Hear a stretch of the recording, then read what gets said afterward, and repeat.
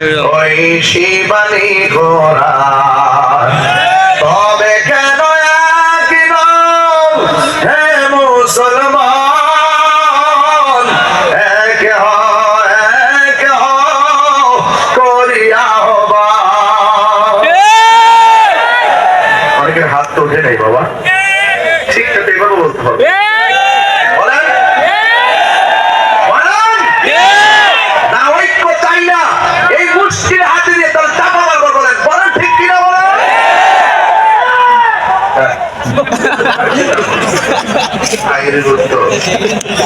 আমাদের প্রভু এক নবীর জীবন বিধান ওই শিবানী গোরা বাইতুল্লাহ মদিনা শরীফ উহুদ পাহাড় বদরের মাঠে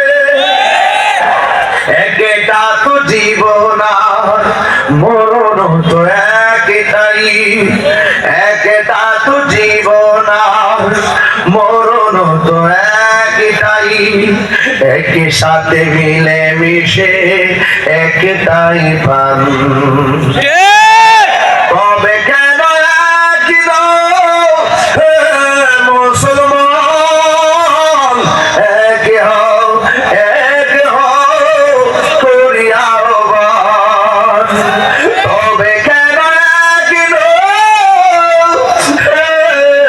মুসলমান এক করিয়া হবা।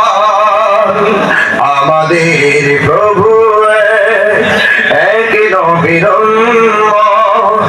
জীবন বিধান ওই শিবানী ঘোরা।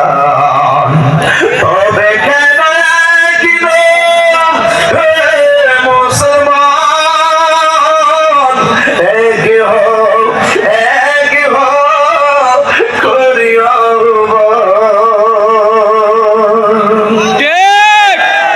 ঐক্যের দরকার আছে না নাই? এই যুবক আমি মানি না, হাত তুলতে যেমন একসাথে তুলতে হয়, আওয়াজও একসাথে করতে হয়, কল্যাণময় কাজের দিকে ঐক্যবদ্ধভাবে এগিয়ে যেতে হয়।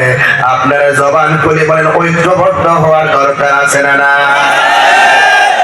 এই জন্য ব্রাহ্মণ পাড়ার বাবা, ও যুবক বুড়িচন্দ্রের বাবা, যে যেখান থেকে এসেছি সবাই দলবদ্ধ হয়ে থাকা লাগবে।